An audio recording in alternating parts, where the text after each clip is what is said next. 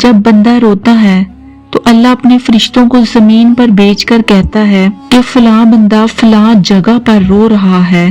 اسے تسلی دو، اسے چپ کرواؤ۔ فرشتے زمین پر اترتے ہیں، اس انسان کو چپ کرانے کی کوشش کرتے ہیں، پر اس بندے کا غم اس کی ذات سے بڑھ چکا ہوتا ہے۔ وہ چپ نہیں ہوتا، وہ روتا ہے، چیختا ہے، چلاتا ہے، اس کی ہچکیاں بن جاتی ہیں۔ فرشتے واپس جاتے ہیں اور کہتے ہیں یا باری تعالیٰ، وہ انسان تو چپ ہی نہیں ہو رہا، وہ روئی جا رہا ہے، جانے اسے ایسا کیا دکھ ہے، اسے ایسا کیا غم ہے جو اس کی ذات کے اندر موجود ہے کہ وہ چپ ہی نہیں ہو رہا، وہ مسلسل روئی جا رہا ہے۔ اللہ پاک فرماتے ہیں مجھے پتا ہے میرا بندہ کیوں رو رہا ہے، میں جانتا ہوں، کیونکہ میں نے اس سے اس کی بہت ہی دل عزیز چیز، دل عزیز رشتہ، دل عزیز شے، دل عزیز انسان لے لیا ہے، اور اسے اس بات کا غم ہے، اور اس غم کی وجہ سے اس کا کلیجہ پھٹا جا رہا ہے اور وہ رو رہا ہے۔